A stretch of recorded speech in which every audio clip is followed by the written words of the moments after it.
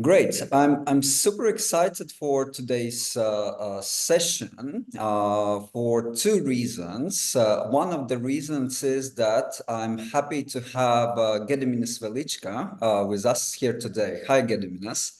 Hi, Uh, hello. you've been quite a serial entrepreneur in fintech space, doing consumer finance, doing mortgages, probably something more I don't know and I'm not aware of.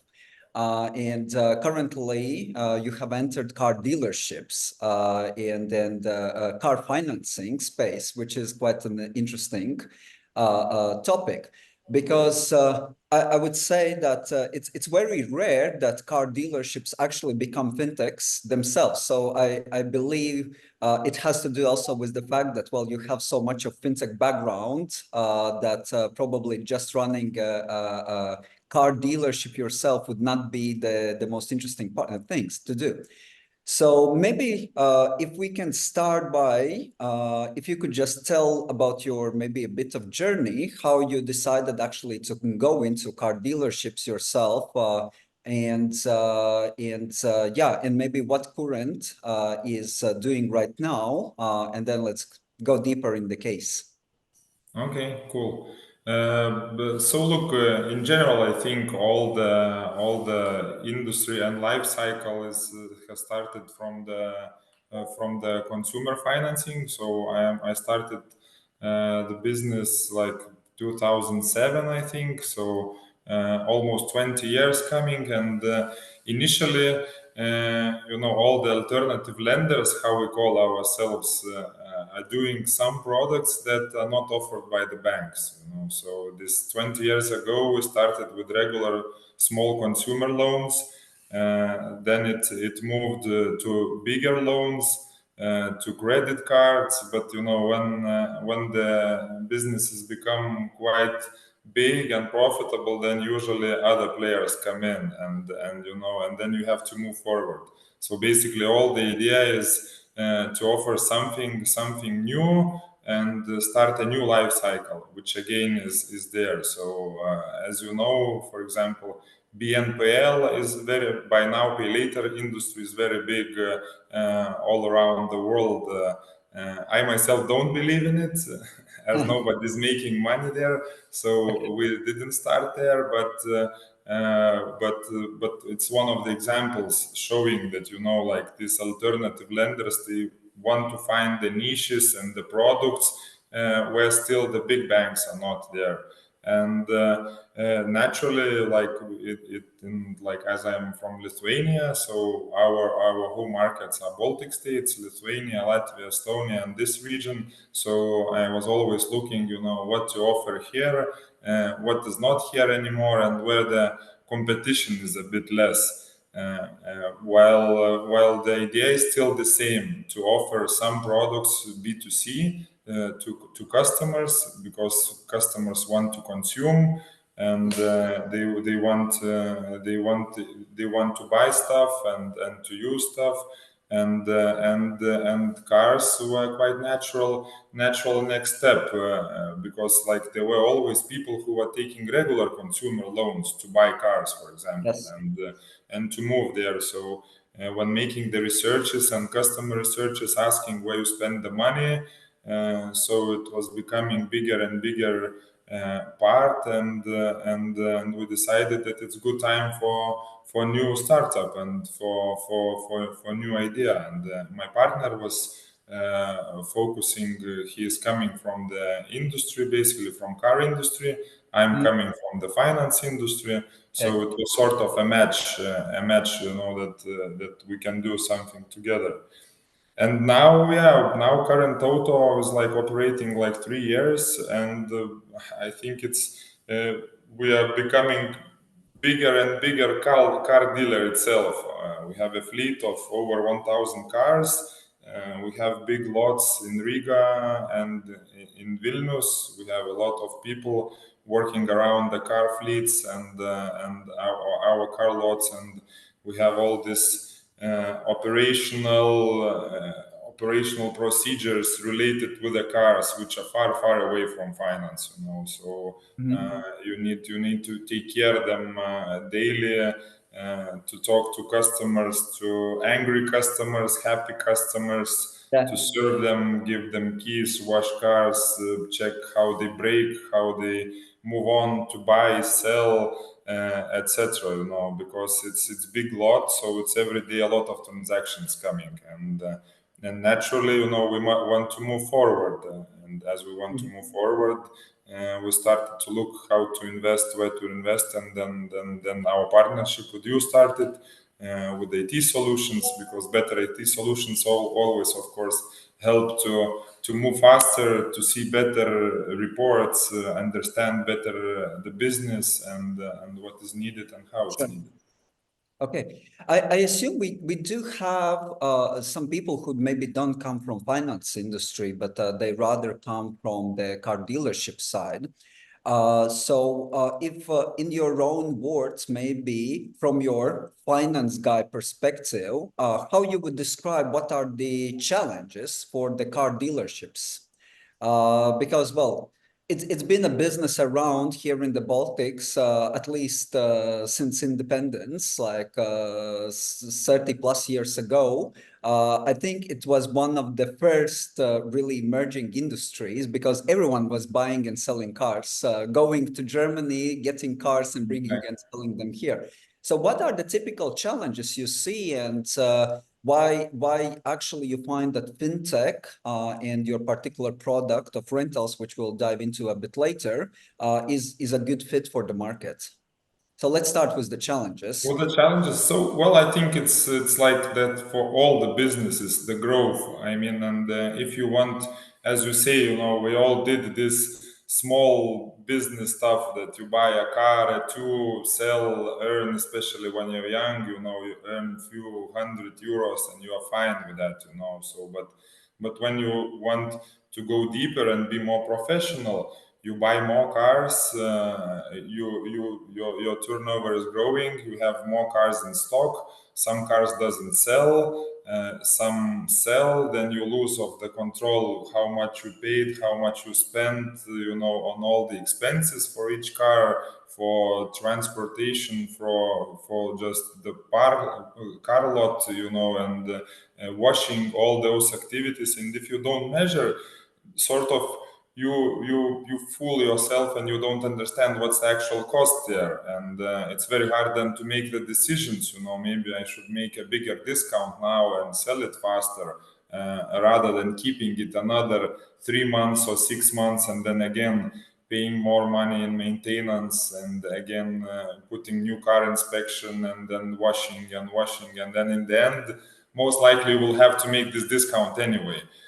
You know, so if you want to keep it like more transparent for yourself and more professional, it's like the next step is that you have to move forward also with the IT here, because writing on the paper is inconvenient, or it is convenient when you have few cars.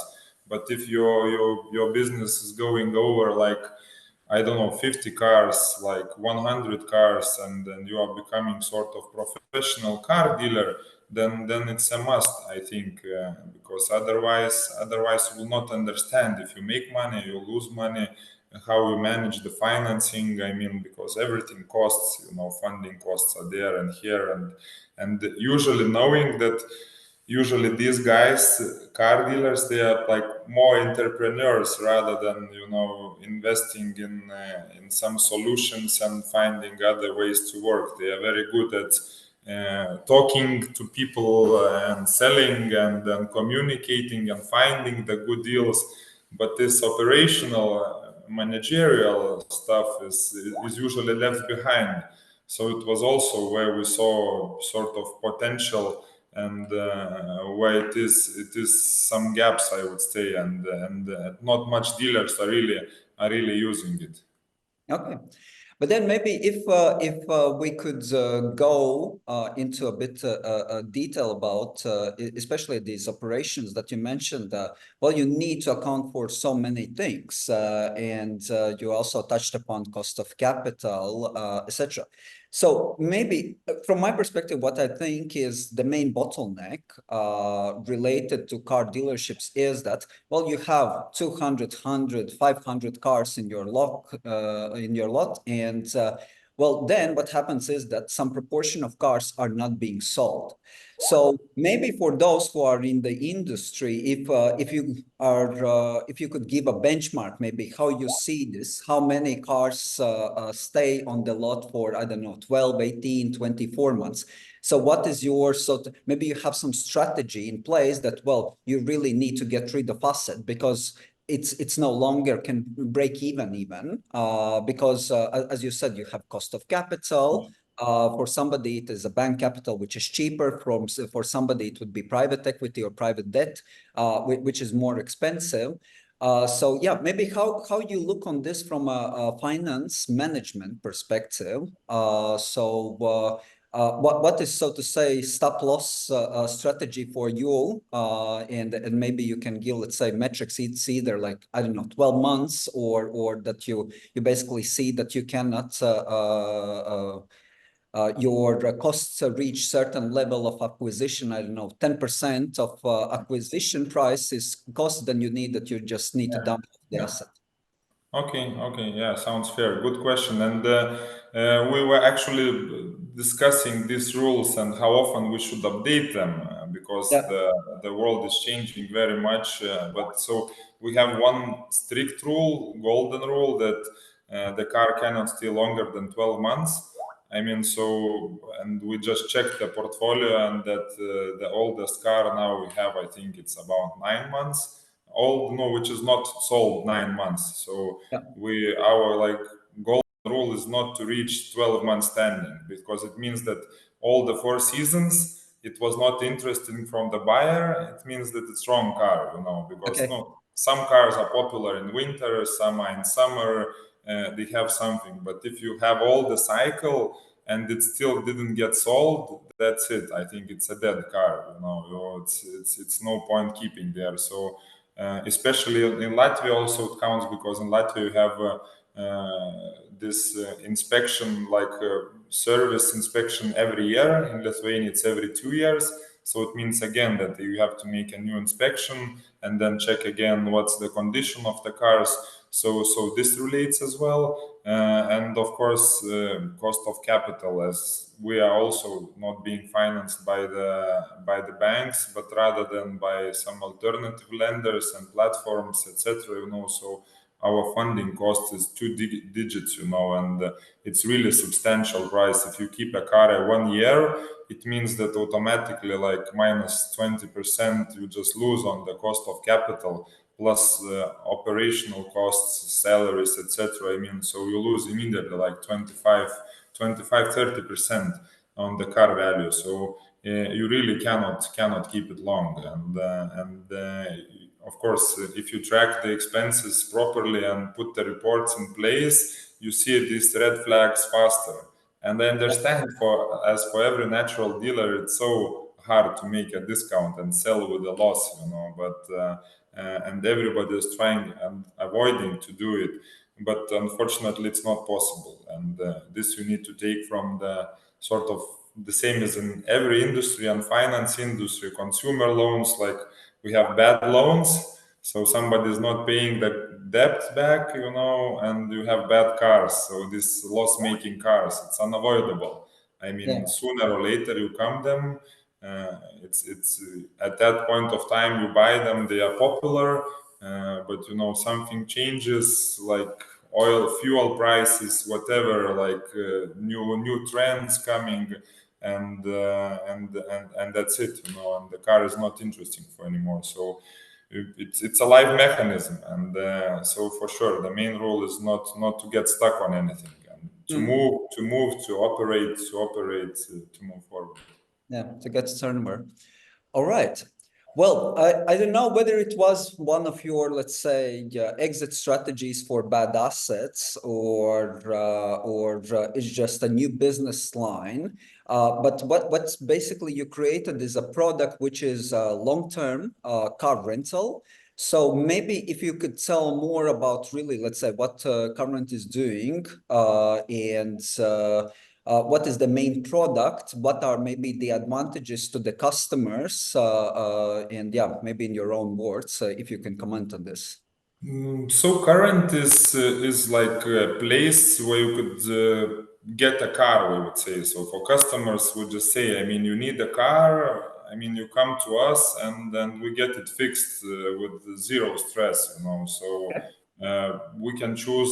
You can choose from our cars. We have like always like few hundred cars in stock in our lots ourselves, but plus he can say, look, I found in the ad this car or whatever car, and we're ready to buy it for him and rent it out for him. So basically we are like considering ourselves as this one-stop solution, like for the customer to come and drive out with the keys and with his and with his car, so that's how the customer sees us. As a dealer itself, then as you said, good, like every dealer has this problem, they want that the cars would be sold and moved and used, and there are times when the sales are really slow, like for example at the moment.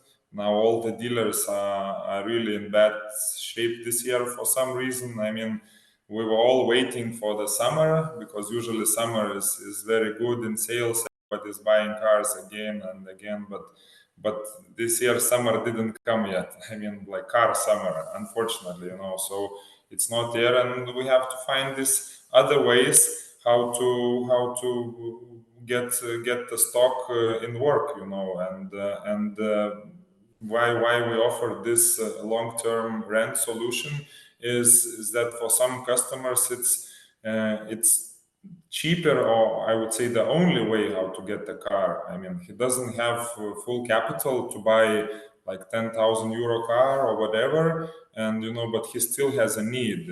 He works on this, and so this is the best way how he can get a car without big investment, because he pays just monthly rent fees. So we signed a contract for 2 years, 1 year, whatever, like 3 years, and he's using it as his own personal car. It's sitting in his garage.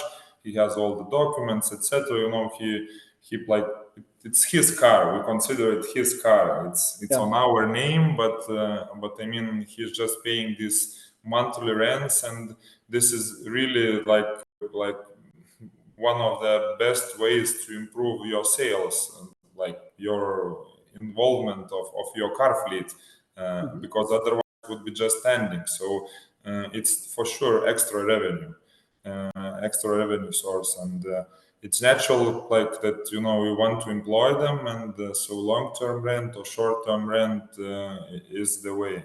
Again, it also means a lot of challenges, because you still when the car is rented, many things can happen. It can Yeah. break down.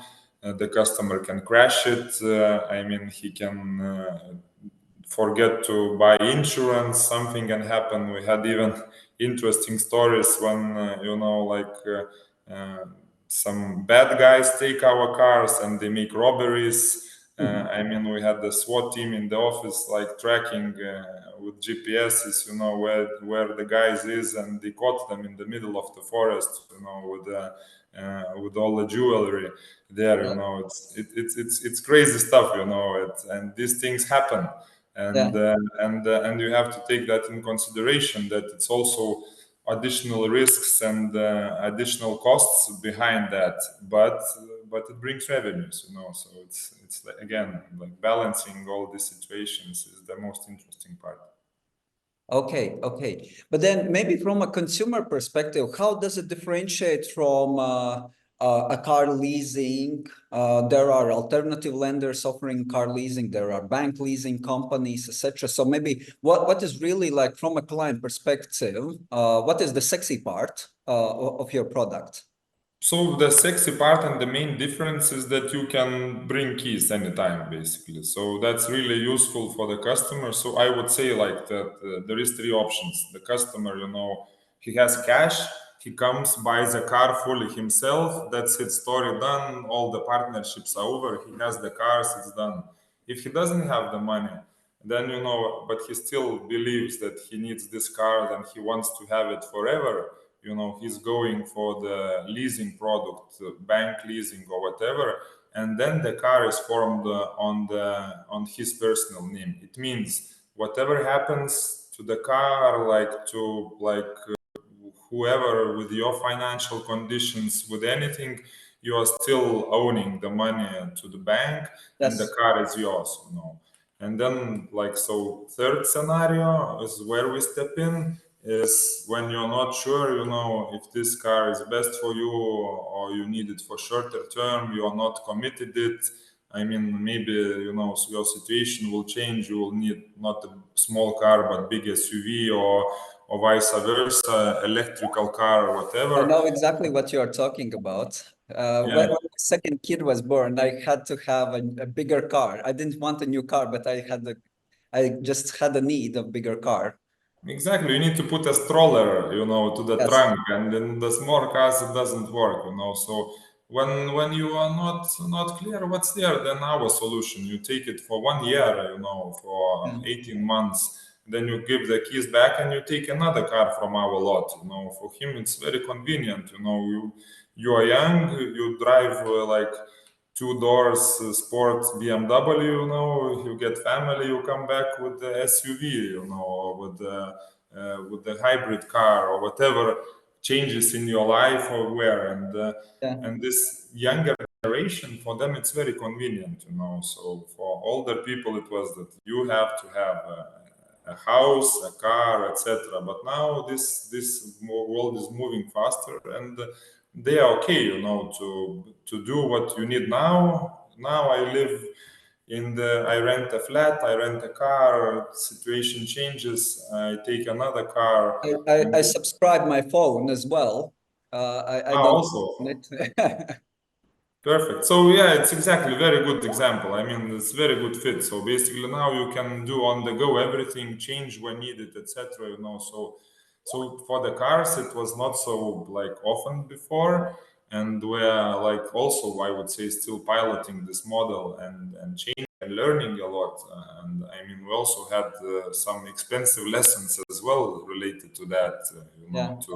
To this new sort of new business model and this business idea. But it comes with the time, with the years. We make less and less mistakes, and it becomes more and more credible business model. Okay. But then you touched upon also about the customers, mentioning younger people, who really are the target segments for this product then? Is it really like young people or also some different segments do subscribe the cars? So yeah, if you look percentage wise, then for sure dominating is the younger part. So it's, I would say, 25-35 is the most dominant group, because normally, this is the group where they have most changes in their life, and they are not sure with exactly what they want, when they want, where they want, etc. Like people like 40 plus, I would say that you are, already you have family, kids, you are clear, you are settled up, and most likely he will choose the leasing product, and he will commit that, look, okay, I have kids, I need big car, I will need it for 10 years, so I'm Yeah. okay to take 7 year leasing and commit to the car for the long term, while Yeah. the younger generation acts differently. But of course, we have also like I don't know, 25-30%, which is from older group age, and they also have different needs. I mean, some starting the business, some small business, they buying minivans, or this microbuses or whatever. Yeah. So there is of course a lot of different stories. and a lot of actions behind. Now we're considering to start maybe also renting the cars to the companies, because we get more and more requests.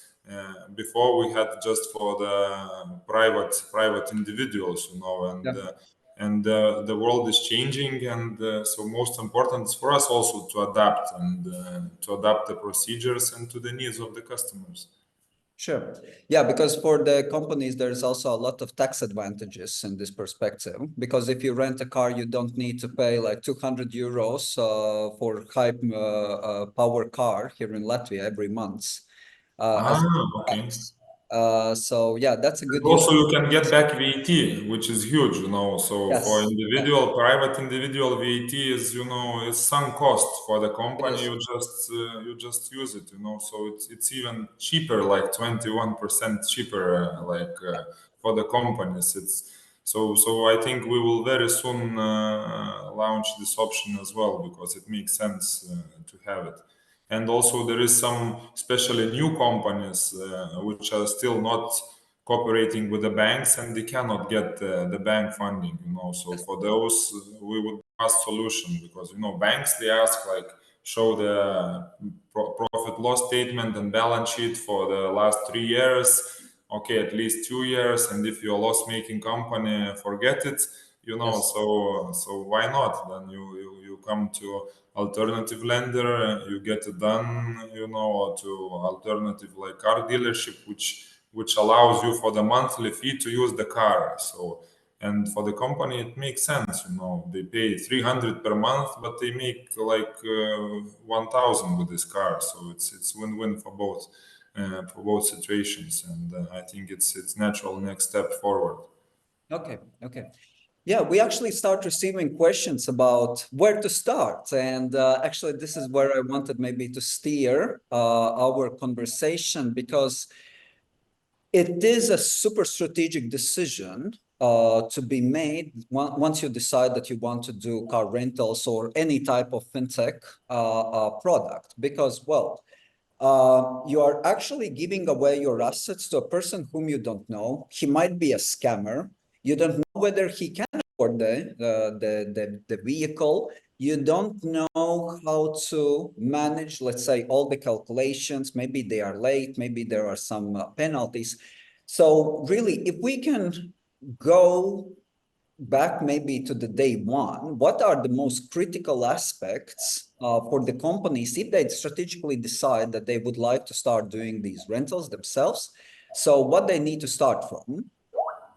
So you like briefly and covered all the process, very like few words. But yeah, the crucial part is like, because we have two sides in this business. One is car and one is customer. So you have to take care of both. So in our case, we had this normal partnership where one guy understands cars, another understands clients. So Yeah, and then the decision is made, because as you say, like in order to understand if the new client is a scammer or what, you need to evaluate him properly. So I mean, it starts very easily. You just take the personal decode, you enter into your IT system, and if IT system is set up properly, basically it will give you all the answers. It will automatically check in all the databases, credit bureaus, like if he has debts, if he was good payer, etc. Then you can scrap his bank account data and see what income he has. Because if you commit like for long-term rent, it means that he will be having to pay you monthly invoices for next 2 years, yes, for example. So you have to evaluate how much residual income does he have. I mean, if it's enough to cover his regular expenses plus the new expense, because on top of your like rental fee, he will have to pay for the fuel, he will have to pay for the insurance. So if he pay 300 to us, it anyway means a cost of extra 500, I would say, because 200 you need to pay for car maintenance, which is additional cost, and you yeah, have to evaluate all those things. And manually it's very, very, very hard and very tricky.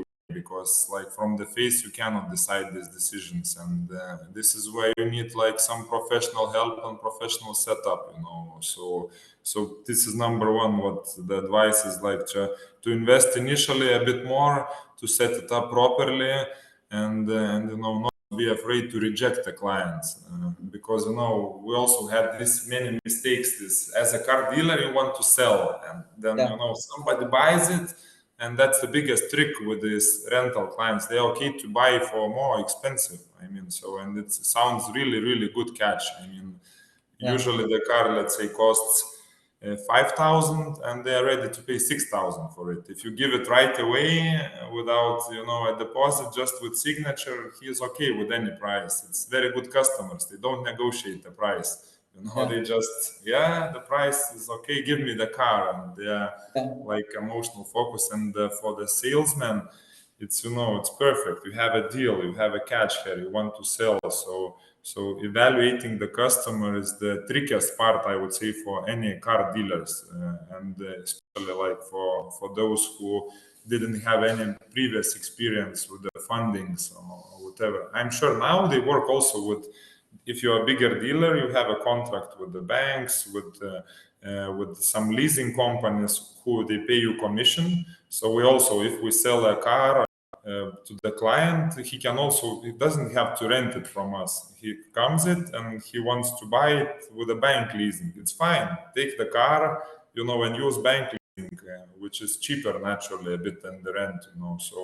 So this is fine. And you as a dealer, you have to have all options for the client. That if he entered your lot, you don't want him to go next lot to competitor. You need to give full solution with full options. You talk to him and then you agree, okay, uh, for you the best situation is like short-term rent, maybe long-term rent or leasing, and our goal is anyway the same, to serve the client and to sell the car. So how we sell it, in which method, Mhm. it's here for him to choose. Okay, but then for the risk models, and I assume also for debt collection, so do you use some partners, or you hired people in-house and basically built up this knowledge base to assess the customers and also collect the cars and payment in case they miss and they default?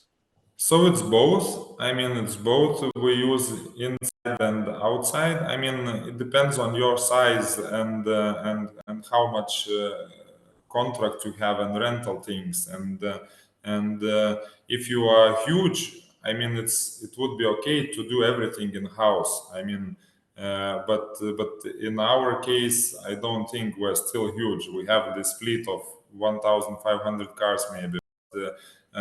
But still we use external lawyers, external debt collectors for the hard collection. I mean, when the customer is really like not picking up the phone, we took away his card or the car is crashed and he's hiding from the debts, then we simply give all these bad debtors to court, and we use external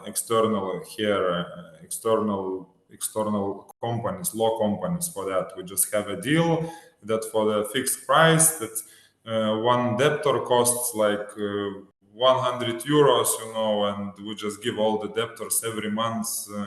A month passes, we give all the bad debtors to them, and they service, and then they add this one. But what we do internally is like all the soft collection and reminders and calling, sending SMSs, emails. Of course, IT system is doing that, but so this part is inside the company. IT system basically is automatically sending the reminders and the invoices, the notifications that it's your payment date, due date. All this situation is fully solved inside, so there is no point to outsource it. It's free of charge, I would say. You pay this monthly fee for the system, for IT system, and then it serves all this situation. And in the beginning as well, like we used external company. There are consultants who set up you the settings and the rules for how to decide on the client base. And then every like 6 months, we just update on the history. So basically what happens, this external company, they come in, we send them all the data, and then they start analyzing these clients. Okay, according the initial rules, we thought it will be a good client, but we see that these clients go down. In Latvia, for example, there is interesting ones. So like BMW drivers are usually no good business. It's everybody. If the person comes in, he wants third BMW or like sports cars, then it's already most likely it's a big problem for you in 1 year. Or it's Okay. most of the stories, and before you don't notice it, the history comes, you look back and you see that these people behave bad. So we don't give cars to people younger than like 21, because then it's Yeah. also very very bad history. So these things, of course, would be better to have more knowledge before it, because every such mistake costs, and these things are expensive to learn. But on the go, you understand who is your good customer, whom you want to work, whom you don't want to work. So people with families are always good, because they are like they keep their promises. They are like quite stable, and they're okay. Women is very good always. Women pays much better than men. It's so many things, like also cities, which cities pays, which doesn't pay. In Lithuania we have some cities, I don't know why, but people from there, they don't pay, so we don't give cars to those cities, etc. And it's ongoing process.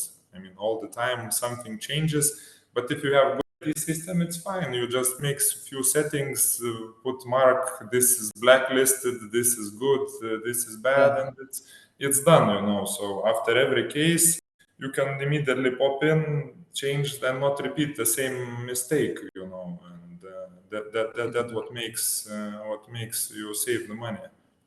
So it seems like in your scorecard you have a rule. If you want a BMW 340i, you are a guy 20 years old from I don't know whatever city, then you don't the car most probably. Yeah, we always say, okay, maybe you want Toyota Prius hybrid or this electric car, then it's fine. Take this car and it's fine, But if he really wants this, yeah, as you say, 4-liter BMW, then we'll say, okay, we have great partners in the next car lot. Yeah, Go take there, because most yeah. likely he will pay one or two installments, and we'll have problems. We put GPS trackers to all our cars. We put them under the engine, so we collect cars very fast. This is not a problem. So we have quite strict rules. If the client doesn't pay 30 days, we start calling him actively, and then we collect up to 60 days. The car is already back to us. We just, if needed, we come physically with the truck, take the Yeah. car, and keep it. Of course, we had situations when we come the car, and we see that it's only piece of metal left. It's fully, fully Disassembled. divided in parts. Yeah. Wheels are sold, everything is sold, and you just have a body left there. So there are these interesting stories.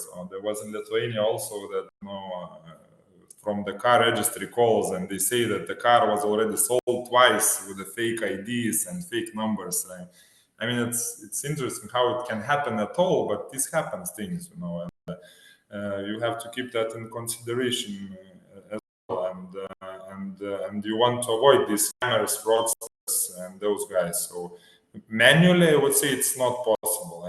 Without interference of IT solutions, it's too much question marks. So you Mhm. need to have some help from the computer, I would say. Okay. But then if we can sneak peek a bit about this, you mentioned that well you are able to collect the cars, but sometimes they get you write them off basically because they are dismounted already. So what is the default rate on the portfolio if you are fine revealing the number? It's also fine not to say. Yeah, no, it's usually problem. I say like problem. It's 1 out of five, I would say you have issues with one out of five cars. I mean, it can be any problem. It can be like financial situation changes in his life. I mean, the car breakdowns, like whatever, family issues, whatever. So with one out of five cars, we have issues and we have to work with them. We have to call, remind, pay, change, give this and back.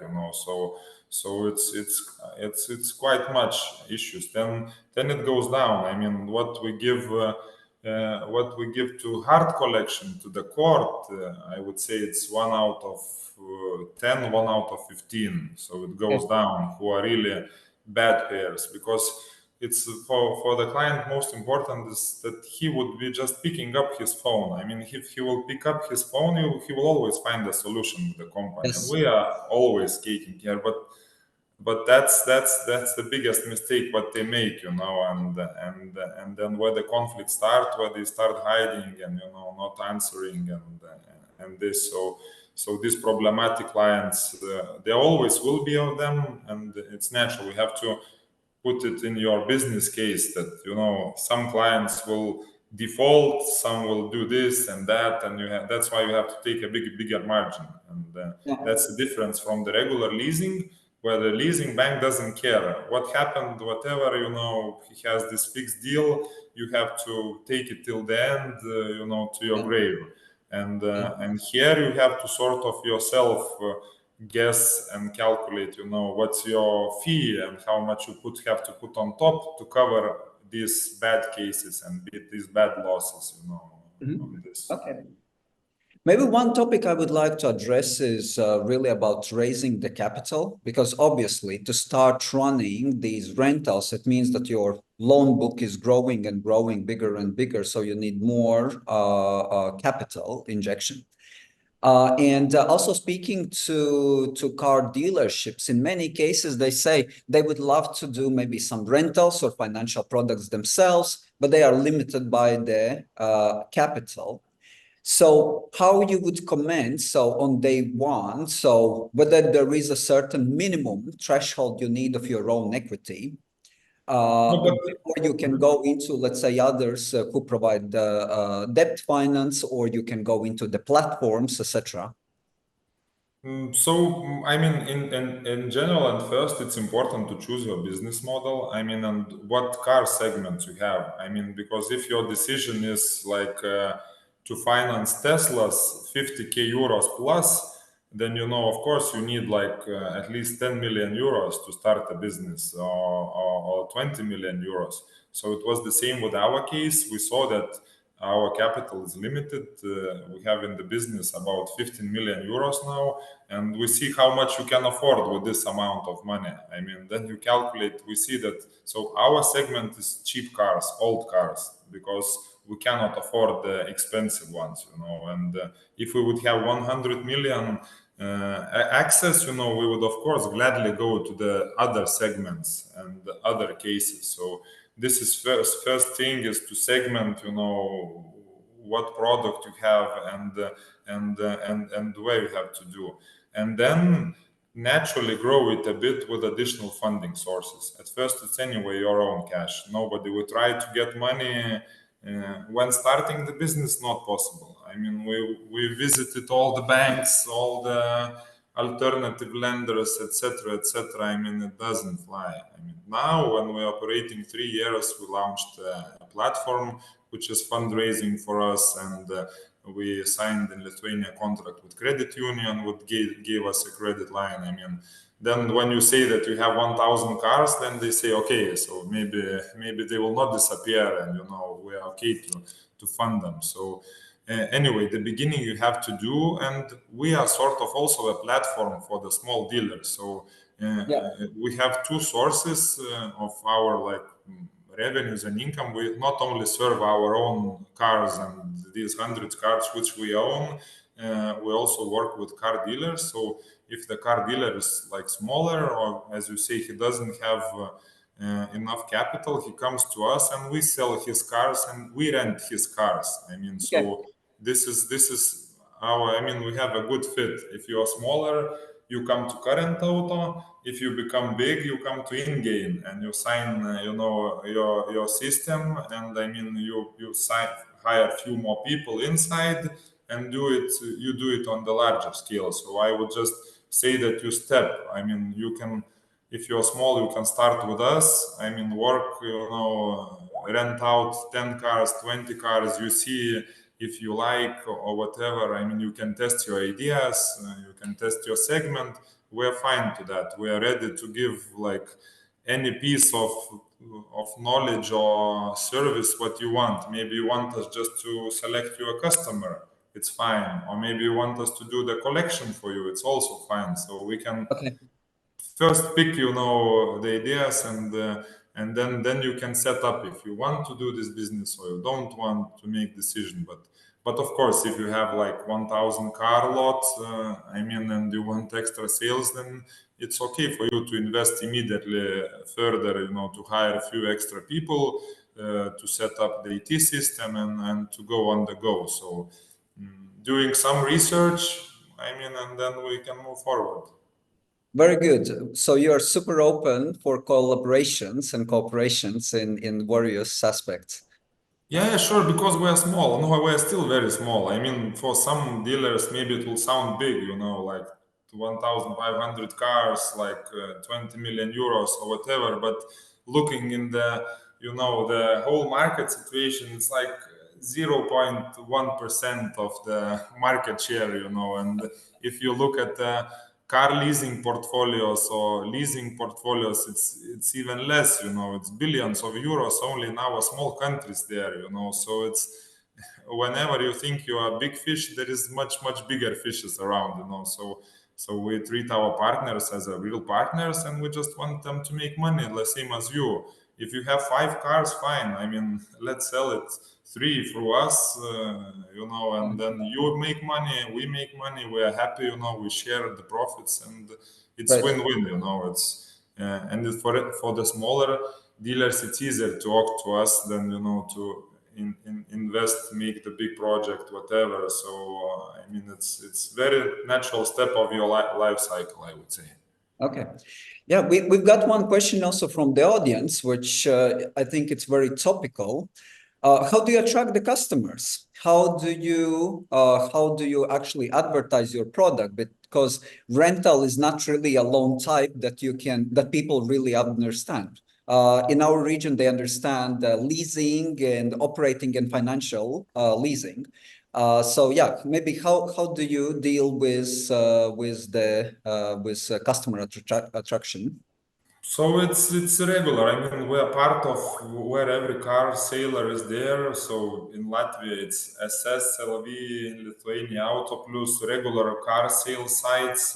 Then like Facebook, Google, TikTok. I mean, wherever. I mean, very natural places. If you go the street, you have our billboards near the parking lots. I mean, very traditional ways. I mean, it's. Wherever you can advertise. We are always testing the new channels, what works, what doesn't. Because, as I say, I mean, we also are still like quite small, so we cannot afford like TV advertising or heavy TV campaigns, like radio campaigns, which is done, by the leasing companies, for example, or by the banks. So for us, it's too big. Instead, we would prefer like investing few thousand euros and then spend the rest of the money on buying more cars rather than to invest like 1 million in the TV campaign. So this is our approach, and we don't want to grow too fast. So initially we made one mistake actually when launching Latvia. Like the first months were too fast. We bought too many cars. We thought, wow, it's so easy business and so many customers coming in. And the first few months we issued, I mean, we bought cars for 1 million euros, I think, and it seemed like very good and great business. But then we saw that when we are doing it fast, we bought many bad cars. We also got some scammers in, etc. And this is not a solution. And that's why, for example, this year, not only this year, after those years, we stricten the rules, and we are not so easy going now to give cars to everybody. I mean, we reject much more clients than we were rejecting before. I mean, like to tell in numbers, I think we accept only 1 out of 20 in Latvia. So very small acceptance rate. In Lithuania, maybe 1 out of 10. Okay. So others we reject, and before it was higher, but we see that these customers are bad, and this is what we need to learn and adapt all the time. Okay. Okay. Yeah, then maybe since we talked about you mentioned yourself about the role of technology, and I do agree that at certain scale, technology is necessary just because you can make decisions way more precise than you would do on your own. I'm glad that we actually had this opportunity to cooperate also with Current to launch it. And so maybe if you can comment about how you look at the technology, when to implement technology, how to implement, whether to do it in-house, because I bet you have a quite experience doing it in-house, or outsource this or do some hybrid, because it's always a question, okay, what to do with the IT? Because, well, any technology, if it's built once, it can be replicated once again by somebody else. What's your take on this? So I can tell it from my whole experience. I've been in many projects and many startups and many companies, like big international companies and multinational and very local, very small. So I have tested absolutely all the IT solutions. From we started some companies with Excel files, like with macros installed and just telling everybody in the office update, and at the same moment you put update on 5 computers and then macros Yeah, is calculated. So we had these cases. Then we had super simple IT systems outsourced, which is semi Excel based, Google Docs based, etc. Then we had huge internal IT company, not companies, departments, and investment, huge IT investments internally with like over 50 people doing just IT solution. And in the end, I think this was one of the biggest mistakes. I mean, because then when your CTO changes, another CTO comes and he says, "Wow, it's such a bad system. It's disaster. We have to change it completely." And then again, a few million euros investment. And another CTO comes in and they say, "Wow, it's very bad security. This is not good. We have to invest." And it never ends. It never ends. Cost is huge. You don't understand whom to trust. Nobody takes the responsibility. If something crashes, he just leaves the job because he has yeah, like 10 more job offers in LinkedIn waiting, that I will take him in. And he has a problem here, he just leaves the job, and you as a businessman are in problem. So my last like 8 years, I would say, I run now like four different startups related with fintech. So we all know only outsource. I mean, we yeah, only outsource because you have always whom to call, who has to take the responsibility, who is taking care of the product, and the cost is smaller because you share the cost with other players using the same system. So if you're the only user, then you have to pay all those salaries yourself. And here it's a platform where the salaries are paid by 10 companies, 10 other markets, as you say, and it's very logical economy of scale and saving the money. So I mean, definitely never going back to internal IT, and I see that's the only option. I mean, for of course, maybe the exception would be if you are like super big company where your goal is to conquer Europe and have 20 markets and to have few billion euros in the car portfolio, then maybe yes. I mean, if there is a okay. need, but otherwise it doesn't make sense, economical sense. Yeah, and I think also one thing to mention is know-how and time to market, I guess, which is important. If you start building from scratch without an experience, what I've seen is that sometimes it takes 12 months just to launch an MVP because of technology. So that's something to also account for. For sure. Timing, yes. Timing is like when you get a system and you just need to set up things to like, I mean, to understand whom you want, whom you don't, change few columns, maybe, add some rules or whatever, then it's much faster when comparing to when you have to do everything from scratch. We also had good experience with you. You already had some integrations with the credit bureaus, with the identification tools, etc. Then you just switch it on for us, and that's it. But when we had our IT, you mark it as a product, new feature, and then you get a timeline. It will take 6 months. It will cost like 125,000 euros, and you don't know if it will work, and then your other features are blocked as well.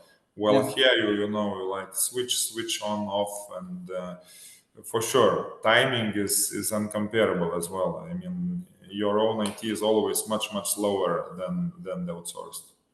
All right, great. Thanks for the kind words.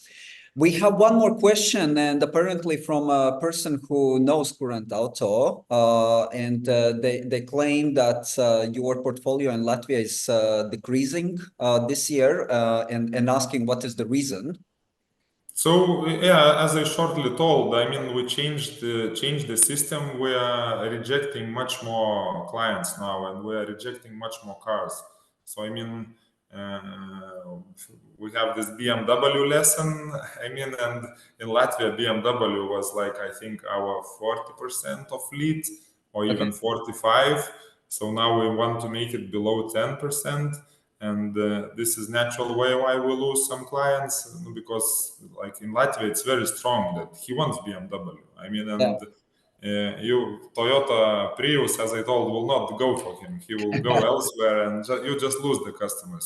So Yeah. it's unfortunate decision, but we saw that it's for us it's more profitable, because otherwise we lose money on them. I mean, so in the end you work with him 1 year, but then he gives the car with a broken gearbox back, or with with oil not changed, and with some engine problems, and you see that you fix it, and you see that you either got zero or it's even minus.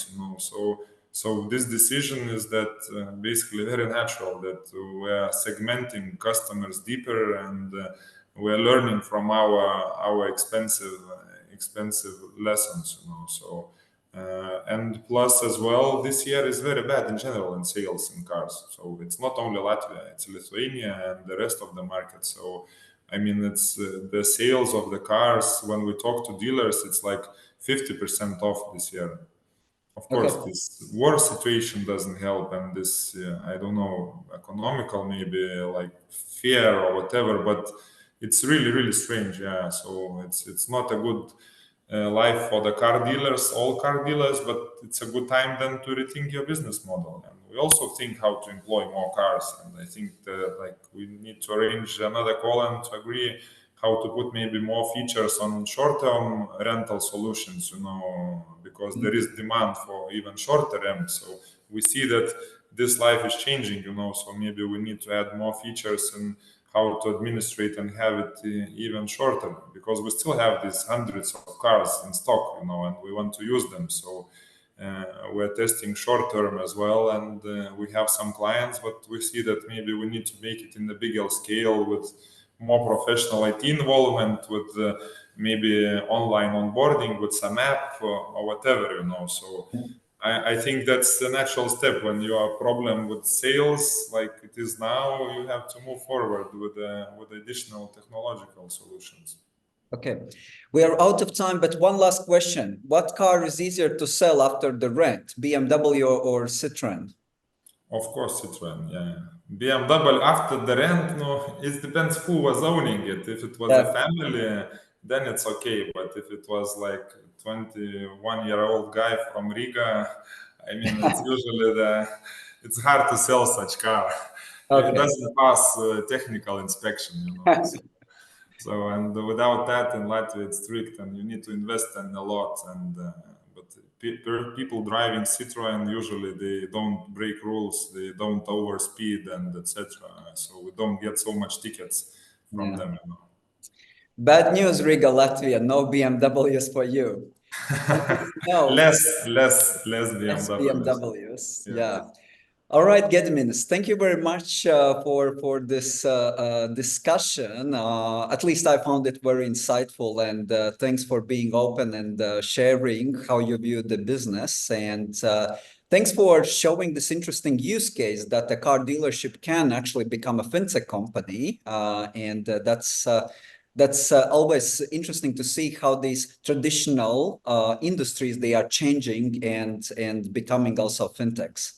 Exactly. So thanks for having me, sharing some ideas and some. So I hope we help some businessmen maybe or to change their business models a bit to add something extra. That's the main goal. So that would be Yeah. cool. And those who are not maybe confident yet to launch it and go themselves, remember, Gediminas said that they are open for cooperation. Sure, So always. Always. I bet they can reach out to you via LinkedIn or find you or your colleagues in other ways. And LinkedIn is perfect. LinkedIn is very good. So really waiting, I mean, especially the smaller ones, the different ones, just to consult to idea. I mean, it's always open. very good. All right, Gediminas, thank you once again. Have a Okay. great afternoon. Thanks for Cheers. Bye your bye. time. Thanks. Bye.